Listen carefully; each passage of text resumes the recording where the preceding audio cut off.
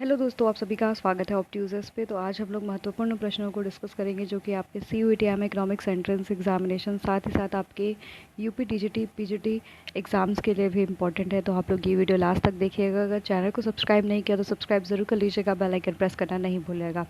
तो आज का जो क्वेश्चन है वो बेसिकली इन्फ्लेशन से रिलेटेड है। तो इन्फ्लेशन से ऐसे आपके क्वेश्चन बन सकते हैं आपके पेपर में, तो ये वीडियो लास्ट तक देखिएगा। स्टार्ट करते हैं। पहला प्रश्न, inflation is a situation when. तो इन्फ्लेशन क्या सिचुएशन है? तो याद रखिएगा कि जर्नल प्राइस लेवल में जब राइज देखा जाता है कंटिन्यूअस वे में, तो उसको हम लोग क्या कहते हैं? इन्फ्लेशन कहते हैं। ठीक है।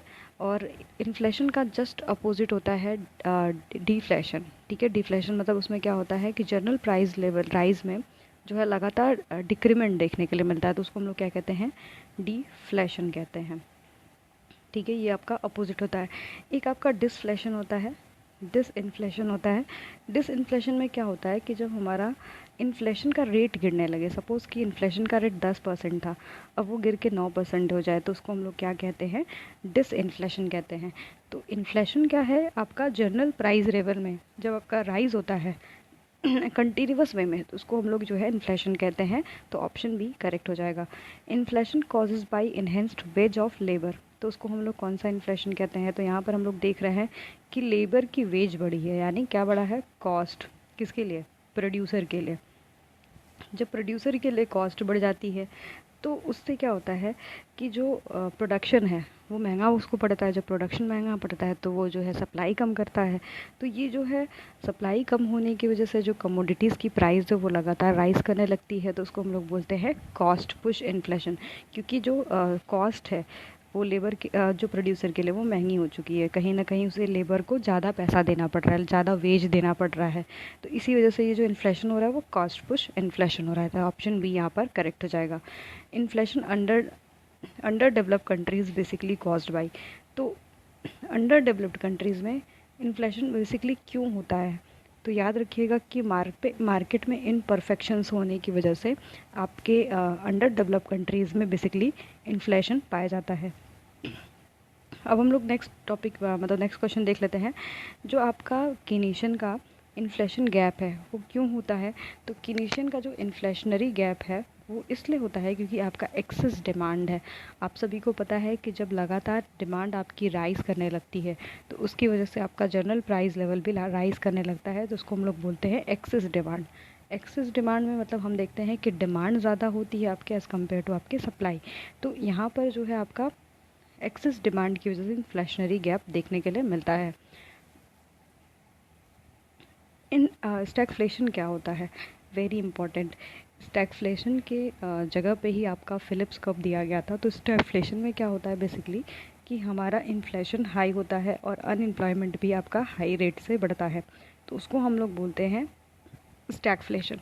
जबकि फिलिप्स कर्व में क्या कहा गया कि आपका जो इन्फ्लेशन है और अनएम्प्लॉयमेंट में एक तरीके से नेगेटिव रिलेशन होता है। ये आपका ग्राफ है और ये सपोज़ अनएम्प्लॉयमेंट है और यहाँ पर इन्फ्लेशन है आपके वाई एक्सिस पे, और एक्स एक्सिस पे आपका अनएम्प्लॉयमेंट है। तो आप देखेंगे कि आपका इन्फ्लेशन ज़्यादा होगा तो अनएम्प्लॉयमेंट कम होता है, और जब इन्फ्लेशन कम हो जाती है तो अनएम्प्लॉयमेंट ज़्यादा बढ़ जाता है। तो इसके जस्ट जो है आपके अगेंस्ट जो दिया गया था वो कौन सा कर्व था? Phillips curve.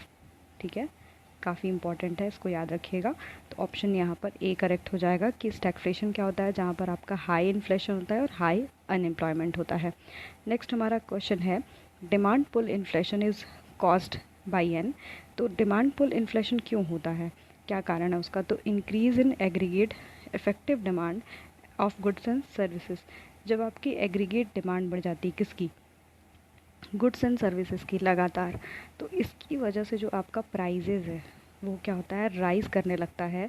तो उसको हम लोग बोलते हैं डिमांड पुल इन्फ्लेशन, क्योंकि ये डिमांड है वो राइज़ कर रही है आपके इन्फ्लेशन को, यानी प्राइस लेवल को। क्यों? क्योंकि सप्लाई उसे मीट नहीं कर पा रहा है।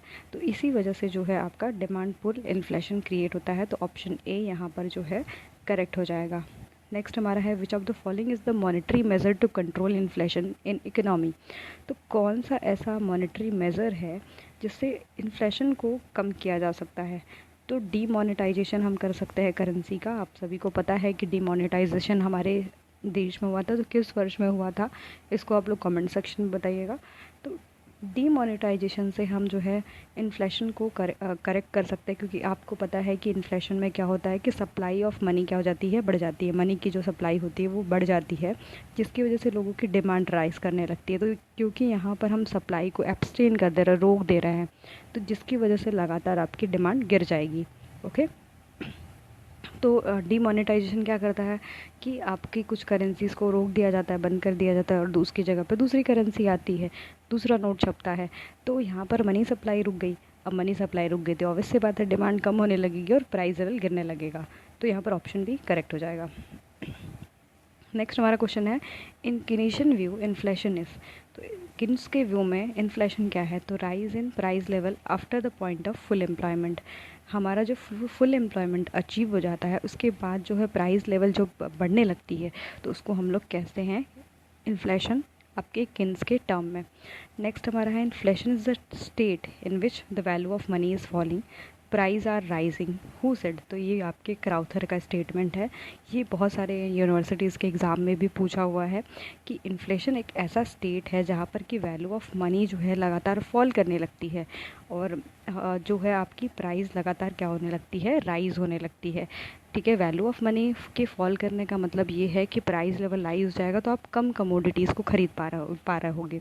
सपोज़ आपके पॉकेट में 10 रुपये था, तो पहले आप 4 कमोडिटीज़ खरीद रहे थे। जैसे ही आपका 10 रुपये से जो है आपका गिर के प्राइस लेवल क्या हो गया, मतलब बढ़ गया, तो उसकी वजह से जो है आप सिर्फ जो है 3 कमोडिटीज़ खरीद पाओगे, तो उससे आपकी वैल्यू ऑफ मनी क्या हो गई, फॉल हो गई। तो यहाँ पर जो है क्राउथर का ये स्टेटमेंट है, याद रखिएगा। Inflation allowed to continue without any check, it is known as, उसको हम लोग क्या कहते हैं कि लगातार जो है अलाउड टू कंटिन्यू, एक ऐसा इन्फ्लेशन जो कि कंटिन्यू रहता है बिना किसी विदाउट किसी चेक के, तो उसको हम लोग क्या कहते हैं, ओपन इन्फ्लेशन। यानी ऑप्शन यहाँ पर सी करेक्ट हो जाएगा। नेक्स्ट हमारा है, both prices and money income fall, आपके लगातार प्राइस में भी गिरावट आ रही है और इनकम जो है आपकी मनी इनकम भी फॉल कर रही है, तो उसको हम लोग क्या बोलते हैं, डीफ्लेशन। हम लोग स्टार्टिंग में ही बात कर चुके हैं इसके विषय में, तो ऑप्शन सी यहाँ पर करेक्ट हो जाएगा। Inflation in developed country usually set in, तो याद रखिएगा कि आपके डेवलप्ड कंट्री में कहाँ पर आता है inflation, after the point of full employment. जब फुल एम्प्लॉयमेंट आ जाता है उसके बाद जो है इन्फ्लेशन आपके डेवलप्ड कंट्री में आता है। ये ऐसे भी स्टेटमेंट है आपके किन्स का। क्लियर। नेक्स्ट हमारा है, during inflation who suffers the most. तो याद रखिएगा, वेज एंड सैलरी अर्नर्स जो होते हैं वो सबसे ज़्यादा सफ़र करते हैं, क्योंकि डिमांड बढ़ती है और फिर उसकी वजह से प्राइस राइज होने लगता है। तो सबसे ज़्यादा सफ़र कौन करता है, आपका wage and salary earners. Next हमारा, when government interrupt price rise, तो क्या उसको हम लोग बोलते हैं सप्रेस्ड इन्फ्लेशन, यानी सप्रेस करने की कोशिश कौन करता है, सरकार। सरकार जो है सप्रेस करती है जब इन्फ्लेशन को, प्राइस राइज को, तो उसको हम लोग कौन सा इन्फ्लेशन बोलते हैं, सप्रेस्ड इन्फ्लेशन बोलते हैं। ऑप्शन ए करेक्ट हो जाएगा। The phenomenal rise in prices accompanied by increase in real income is known as, उसको हम लोग क्या बोलते हैं कि जब आपका राइज इन प्राइस होता है और जिससे आपकी इंक्रीज़ कर जाती है रियल इनकम, तो उसको हम लोग बोलते हैं रीफ्लेशन। ठीक है, यहाँ पर ऑप्शन सही हो जाएगा सी वाला, क्योंकि यहाँ पर क्या बोल रहा है कि एक ऐसा फिनोमेना जिससे कि आपकी प्राइस भी राइज हो रही है पर आपका इनकम भी राइज हो रहा है, तो उसको हम लोग रीफ्लेशन कहते हैं। याद रखिएगा। नेक्स्ट क्वेश्चन है, which of the following measure proof effective during the rate of inflation. तो हमें अगर टैक्स बढ़ा देंगे, टैक्स बढ़ाने से क्या हो जाएगा, आपके लोगों का पैसा जो कंजप्शन में जा रहा था, यानी डिमांड को इंक्रीज़ करने में जा रहा था, वो कट जाएगा। अब वो लोग क्या करेंगे, टैक्स को पे करने में जुट जाएंगे। तो इसकी वजह से जो है डिप्लेशन का रेट क्या होने लगेगा, इन्फ्लेशन का रेट जो है रिड्यूस होने लगेगा। तो जो आपका इंक्रीज़ इन टैक्सेशन है ये आपके इन्फ्लेशन को क्या करती है, कम करती है, रिड्यूस करती है। इन्फ्लेशन को जो है कंट्रोल कौन कर सकता है, तो याद रखिएगा दोनों, चाहे आपकी फिजिकल पॉलिसी हो चाहे मॉनेटरी पॉलिसी। मॉनेटरी पॉलिसी कौन बनाता है, आरबीआई, और फिजिकल पॉलिसी जो है कौन बनाता है, आपकी गवर्नमेंट। ठीक है, याद रखिएगा चीज़। नेक्स्ट हमारा है, ड्यूरिंग इन्फ्लेशन, इन्फ्लेशन के समय पे किसको लॉस होता है और किसको जो है फ़ायदा होता है, तो लेंडर्स जो पैसा देने वाले होते हैं वो लॉस में होते हैं, और जो बोरोवर्स होते हैं वो गेन करते हैं, ठीक है। इन्फ्लेशन के समय में लेंडर्स लॉस करते हैं क्योंकि उन्होंने कम रेट ऑफ इंटरेस्ट पे पैसा दे रखा होगा, और बोरोवर्स गेन कर पाते हैं क्योंकि भाई वो चीज़ों को खरीद सकता है आराम से। तो इन्फ्लेशन के टाइम पे लेंडर्स को लॉस होता है एंड बोरोवर्स को क्या होता है, गेन होता है। ये पॉइंट याद रखिएगा, मोस्ट इम्पॉर्टेंट क्वेश्चन है ये, ठीक है। इसको नोट डाउन भी कर लीजिएगा।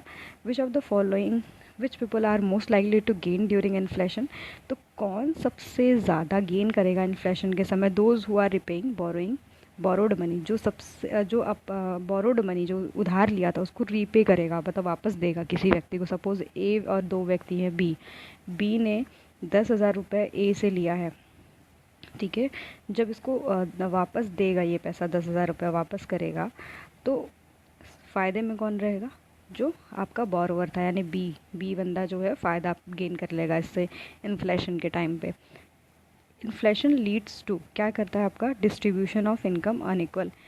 अगर आपका इन्फ्लेशन लगातार बढ़ते रहे तो अमीर अमीर होते जाएंगे, गरीब गरीब होते जाएंगे, तो इससे जो डिस्ट्रीब्यूशन ऑफ इनकम है वो अनइक्वल होते जाएगा। तो ये एक प्रॉब्लम इकोनॉमी में हो सकती है। इन्फ्लेशन इन और under developed economy generally sets in, तो याद रखिएगा कि ये अंडर डेवलप्ड इकोनॉमी के लिए, डेवलप्ड इकोनॉमी में हमने क्या पढ़ा था कि इन्फ्लेशन कब आता है आपके डेवलप्ड इकोनॉमी में? जब आपका फुल एम्प्लॉयमेंट अचीव हो जाता है। पर यहाँ पर याद रखिएगा कि ये before the point of full employment, ठीक है, ये फुल एम्प्लॉयमेंट के जस्ट पहले आता है। Which of the following measures adopt to reduce inflation, तो हम लोग क्या कर सकते हैं? गवर्नमेंट की स्पेंडिंग को कम कर दें, क्योंकि हमारा गवर्नमेंट का स्पेंडिंग जो है एग्रीगेट डिमांड के अंतर्गत आता है। एग्रीगेट डिमांड C+I+G से मिलके बना होता है। अगर हम गवर्नमेंट की स्पेंडिंग कम कर दे, कट इट डाउन कर दे, तो हमारा एग्रीगेट डिमांड क्या हो जाएगा? घट जाएगा। जब एग्रीगेट डिमांड घटेगी तो प्राइस लेवल भी आपकी कम होने लगेगी। तो ये हमारा हम कर सकते हैं अगर हमें रिड्यूस करना है इन्फ्लेशन को। According to the monetarist inflation is caused by, तो हम इन्फ्लेशन इसलिए होता है क्योंकि एक्सपेंशनरी मॉनेटरी पॉलिसी होती है। आप सभी को पता है कि एक्सपेंशनरी मॉनेटरी पॉलिसी के अंतर्गत जो आपका मनी सप्लाई है उसको क्या कर दिया जाता है? बढ़ा दिया जाता है। मनी सप्लाई भी बढ़ा दी जाती है। आपका रेपो रेट क्या किया जाता है? कम कर दिया जाता है। बैंक रेट कम कर दिया जाता है, ठीक है। CRR कम कर सकते हैं, ठीक है। SLR को भी कम कर सकते हैं। तो ये सब क्या कर रहा है? ये सब सिर्फ आपके मनी सप्लाई को इन्फ्यूज़ कर रहा है मार्केट में, जिसकी वजह से लोगों के पास क्या आ रहा है? पैसा आ रहा है। अब वो पैसा को क्या करेंगे? खर्च करेंगे तो डिमांड बढ़ेगी, और डिमांड बढ़ेगी तो प्राइस लेवल भी राइज करेगा, ठीक है। तो ये आपका एक तरीके से इन्फ्लेशन को क्रिएट करता है मॉनेटरिस्ट के अकॉर्डिंग, यानी expansionary monetary policy creates inflation. Next हमारा क्वेश्चन है, theoretical one can distinguish a demand pull inflation from cost push inflation by comparing, तो याद रखिएगा theoretically अगर हम distinguish करें demand pull and cost push inflation में, तो the employment rate with its natural rate level, यहाँ पर जो आपका इन्फ्लेशन होगा और सॉरी आपका अनएम्प्लॉयमेंट रेट होगा वो आपका नेचुरल रेट के लेवल पे होगा।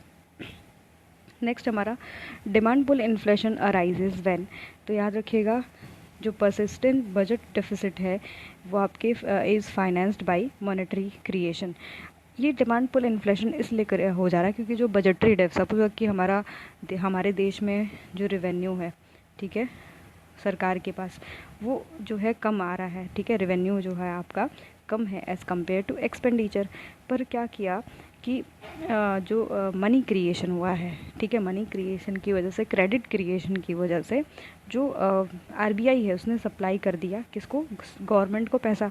अब गवर्नमेंट जो है उस पैसे को अगर मार्केट में इन्फ्यूज़ कर देती है तो उससे जो है डिमांड राइज कर जाता है और फिर आपका प्राइस लेवल भी राइज करेगा। तो ये जो है persistent budget deficit is financed by monetary creation, तो ये आपका क्या करेगा? डिमांड पुल इन्फ्लेशन को अराइज करेगा, यानी ऑप्शन बी यहाँ पर करेक्ट हो जाएगा। द गवर्नमेंट में परस्यू इन्फ्लेशनरी मॉनेटरी पॉलिसी, तो अगर गवर्नमेंट जो है परस्यू करती है इन्फ्लेशनरी मॉनेटरी पॉलिसी को, तो याद रखिएगा वो आपको प्रमोट करेगी हाई एम्प्लॉयमेंट को, वो एकोमोडेट करेगी demand of worker, high wages, मतलब वो अपने हाई वेजेस पे लोगों को रखेगी, उसमें उसकी कोई भी दिक्कत नहीं होगा, ठीक है। And finance a persistent budget deficit, और बजट जो डेफिसिट है यानी रेवेन्यू कम है हमारा एक्सपेंडिचर से, यानी एक्सपेंडिचर ज़्यादा है, ठीक है, आपका रेवेन्यू से, ठीक है। तो यहाँ पर इस केस में क्या करेगी, फाइनेंस कर देगी अगर उसको आरबीआई मनी क्रिएशन से, तो भी आपके डिमांड में अराइज होगा। तो ये सारे फैक्टर्स हैं जो कि आपके इन्फ्लेशन को बढ़ावा देते हैं। क्लियर। नेक्स्ट हमारा है गवर्नमेंट में end up with high money growth rate and high inflation as a result of policy design to. तो यहाँ पर option A and B correct है। Lower unemployment and finance persistent government budget through the money creation rather than issuing bonds.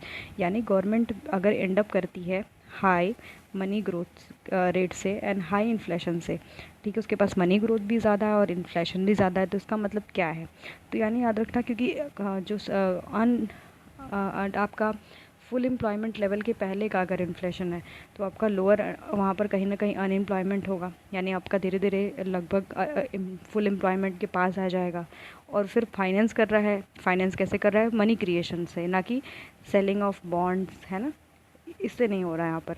तो ये जो है create करेगा high money growth and high inflation को। ओके, तो यहाँ पर option A and B correct हो जाएगा। Which of the following effects of inflation. तो इन्फ्लेशन से क्या हो सकता है आपका, erosion of purchasing power. Purchasing power में इरोजन देखने के लिए मिल सकता है, क्योंकि परचेजिंग पावर लोगों की क्या होती है, गिर जाती है। ठीक है। Effects on relative price of the goods, है ना, relative price of the goods भी घटने लगेंगे इन्फ्लेशन के होने की वजह से। एंड इंक्रीज़ हो जाएगी इनइक्वालिटी हमारे देश में। ठीक है, अमीर अमीर होते जाएगा, गरीब गरीब होते जाएगा। परचेजिंग पावर गिर जाएगी, मतलब सपोज़ कि आपके पास 100 रुपये थी, आप उस 100 रुपये से 50 वस्तु खरीद पा रहे थे, तो आप जो है सिर्फ प्राइस के बढ़ने की वजह से 40 वस्तु ही खरीद पाओगे, तो आपकी परचेजिंग पावर क्या हो गई, गिर गई। ठीक है। और relative price of the good गिर जाएगा अगर आप रिलेट करके देखोगे तो। और लोगों के पास जो है, एक लोग के पास ज़्यादा पैसा होगा तो दूसरे के पास बहुत कम होगा, तो इनइक्वालिटी बढ़ जाएगी। Which of the following can undertake to control inflation. किस चीज़ से कंट्रोल किया जा सकता है इन्फ्लेशन को, तो कंट्रोल पब्लिक एक्सपेंडिचर। अगर सपोज एग्रीगेट डिमांड का पार्ट अगर हम देखें C+I+G, अगर हम गवर्नमेंट एक्सपेंडिचर को यानी पब्लिक एक्सपेंडिचर को क्या कर दे, कम कर दे, तो भी आपका इन्फ्लेशन कंट्रोल हो जाएगा, क्योंकि एग्रीगेट डिमांड कम हो जाएगी, और एग्रीगेट डिमांड कम हो जाएगी तो प्राइस लेवल क्या हो जाएगा, गिरने लगेगा। ओके। अगर हम कंट्रोल कर दें होर्डिंग को, ब्लैक मार्केटिंग को, तो ये जो प्राइस राइज हो रहा था लगातार, क्योंकि कुछ लोग जैसे होर्ड करके रखते थे। अब एग्जांपल देखोगे कि अभी इस समय टमाटर बहुत महंगा है, 80 रुपये केजी है, तो कहीं ना कहीं मतलब इतना ज़्यादा टाइम तक टमाटर को होल्ड करके नहीं सकते। पर आप प्याज के टर्म्स में देख सकते हो कि प्याज का लगातार प्राइस राइज होने लगता है, तो लोग क्या करते हैं, उसको होल्ड करके रख लेते हैं। और जब इस होर्डिंग मतलब कुछ समय के लिए रख लेते हैं, फिर उसके बाद प्राइस को राइज करके बेचते हैं। तो अगर इस होर्डिंग को कम कर दे, ब्लैक मार्केटिंग को कम कर दे, तो प्राइस जो है आपका लगातार गिरने लगेगा, तो इन्फ्लेशन कंट्रोल में आ जाएगा। और फिर हम लोग कंट्रोल ऑन क्रेडिट, जो हम लगातार पैसे लोगों को दे रहे हैं लोन के तौर पे, अगर हम उसको मनी सप्लाई को कम कर दें तो भी हमारा इन्फ्लेशन क्या हो जाएगा, कम हो जाएगा। नेक्स्ट हमारा है which of the following phenomena leads to the hyper inflation. Hyper inflation एक ऐसा इन्फ्लेशन होता है जिसको कोई कंट्रोल ही नहीं किया जाता, आउट ऑफ कंट्रोल इन्फ्लेशन इसको कहते हैं। तो ये सिचुएशन आप बहुत पहले इसमें कुछ वेनेजुएला में देखे होंगे, वेनेजुएला में ऐसा हुआ था। तो it is a situation when nation experience very high and accelerating inflation. जब आपका नेशन बहुत ज़्यादा हाई इन्फ्लेशन को, मतलब आप याद रखिएगा कि ये इन्फ्लेशन मिलियन एंड बिलियंस में, मतलब डिजिट्स में हो सकता है, मतलब काफ़ी ज़्यादा इसका रेट होता है। तो काफ़ी ज़्यादा मतलब हाई इन्फ्लेशन को जब एक्सपीरियंस करता है तो वो हाइपर इन्फ्लेशन में आता है, तो आउट ऑफ कंट्रोल होता है, कोई इसको कंट्रोल नहीं कर सकता है। Okay. Inflationary gaps said to exist when. तो जब रियल जीडीपी आपकी ज़्यादा होती है आपके पोटेंशियल जीडीपी से, तो याद रखिएगा कि यहाँ पर इन्फ्लेशनरी गैप देखने के लिए मिल रहा है। नेक्स्ट हमारा है कि Phillips curve shows the relationship between the rate of, किसके बीच में दिखाता है, unemployment and increase in money wage. ठीक है, आपको मैंने बताया था कि अनएम्प्लॉयमेंट एंड आपका ये एक तरीके से यहाँ पर इन्फ्लेशन होता है। ठीक है, इन्फ्लेशन होता है और नीचे आपका अनएम्प्लॉयमेंट होता है। ठीक है, यहाँ पर अनएम्प्लॉयमेंट में पूरा नहीं लिखने, आप लोग लिख लीजिएगा। और ये हमारा फिलिप्स कर्व है। ठीक, ये डाउनवर्ड स्लोपिंग होता है। ठीक है, तब इसके बीच में रिलेशन यहाँ पर मनी वेज लिखा है, मतलब आपका इंक्रीज इन मनी वेज का मतलब क्या है, वो इन्फ्लेशन को ही बढ़ा रहा है, मतलब डिमांड बढ़ा रहा है। डिमांड बढ़ाने से, क्योंकि लोगों के पास जब देखो सैलरी आएगी तो क्या होगा, डिमांड इंक्रीज़ करेगा। जब ये डिमांड इंक्रीज़ करेगा तो प्राइस राइज होगा, तो यानी इन्फ्लेशन आ जाएगा। तो किसके बीच में संबंध दिखा रहा है, इन्फ्लेशन एंड अनएम्प्लॉयमेंट। नेक्स्ट हमारा Phillips curve, unemployment will return natural rate when real veg को जब हम क्या करेंगे, वापस लेंगे, तब जो है जाके आपका अपने नेचुरल रेट पे आ जाएगा। नेक्स्ट हमारा है increase in aggregate is more likely to lead to demand pull inflation. तो एग्रीगेट जब हमारा क्या होता है, एग्रीगेट डिमांड जब हमारा बढ़ता है तो डिमांड पुल इन्फ्लेशन को क्रिएट करता है। तो यहाँ पर क्या है, इसका मतलब क्या है कि आपका जो सप्लाई है वो क्या है, परफेक्टली इनइलास्टिक है, मतलब उसमें कोई भी परिवर्तन नहीं आ रहा है। चाहे आपका कितना भी जो है प्राइस बढ़ रहा हो, घट रहा हो, आपका जो सप्लाई है वो आपका स्टिकी है, उसमें कोई भी परिवर्तन नहीं आ रहा, उसमें कोई भी चेंज नहीं आ रहा है। तो परफेक्टली इनइलास्टिक एग्रीगेट सप्लाई होने की वजह से ऐसा देखने के लिए मिल रहा है, इसी वजह से इन्फ्लेशन कॉज हो रहा है। ठीक है, नेक्स्ट हमारा क्वेश्चन है इन शॉर्ट रन अनएम्प्लॉयमेंट में fall below natural rate of unemployment if. तो यहाँ पर क्या हो जाएगा, शॉर्ट रन में अगर हमारा अनएम्प्लॉयमेंट फॉल हो जाएगा अगर आपके नेचुरल रेट ऑफ अनएम्प्लॉयमेंट से, तो क्या होगा, नॉमिनल वेज राइज करने लगेगी पर लेस देन इन्फ्लेशन से। ठीक है, यहाँ पर ऑप्शन ए करेक्ट हो जाएगा। नेक्स्ट हमारा क्वेश्चन है the effect of inflation on price competitiveness of the country product में बी ऑफसेट ऑफ। तो यहाँ पर हमारा क्या हो जाएगा, डिप्रिसिएशन ऑफ द करेंसी। एक दो चीज़ होती है, एक अप्रिसिएशन ऑफ द करेंसी होती है और एक आपका डिप्रिसिएशन ऑफ द करेंसी होता है।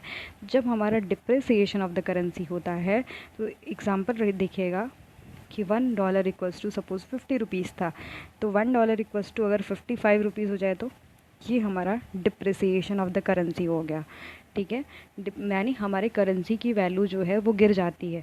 ठीक है, इस केस में हमारा एक्सपोर्ट जो है क्या हो जाता है, हम चाहेंगे कि हमारा एक्सपोर्ट क्या हो जाए, बढ़ जाए, और इंपोर्ट जो है घट जाए।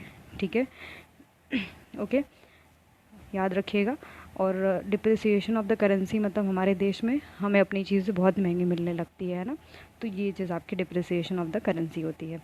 तो effect of inflation the price competitiveness of the country product में बी ऑफसेट। तो क्या हो जाएगा यहाँ पर, डिप्रिसिएशन ऑफ द करेंसी हो जाएगा।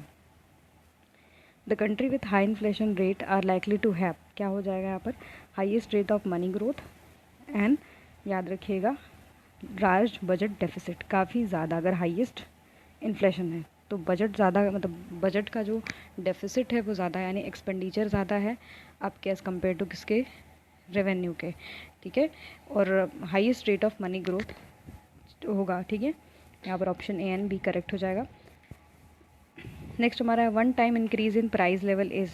तो यहाँ पर वन टाइम अगर इंक्रीज़ होगा प्राइस लेवल में तो क्या हो जाएगा, regularly reported by news media as a inflation but not consider as inflation by the economist. अगर एक समय में प्राइस बढ़े तो यानी अगर रेगुलर बढ़ेगा तो इन्फ्लेशन में, अगर रेगुलर नहीं बढ़ रहा है तो इन्फ्लेशन नहीं होता है, भले ही मीडिया बताए उसको इन्फ्लेशन है, वो नहीं होता है। Economist propose the inflation is always everywhere monetary phenomena. तो ये याद रखिएगा कि मिल्टन फ्रिडमैन का ये जो है कंसेप्ट है। According to the monetarist inflation is caused by, कैसा होता है आपका मॉनेटरिस्ट के अकॉर्डिंग, एक्सपेंशनरी आपका मॉनेटरी पॉलिसी की वजह से जो है इन्फ्लेशन कॉज होता है। तो ये 40 इम्पॉर्टेंट प्रश्न रहे आपके इन्फ्लेशन से रिलेटेड। तो शायद आप सभी को वीडियो अच्छा लगा होगा, अगर आप अंत तक देख रहे होंगे तो आपने धैर्य रखा होगा इस वीडियो को देखने के लिए। और थैंक्स फॉर वॉचिंग, शेयर करिएगा, लाइक करिएगा, सपोर्ट करिएगा, जिससे कि लगातार आपको वीडियो मिलते रहे। जुड़े रहिएगा, धन्यवाद।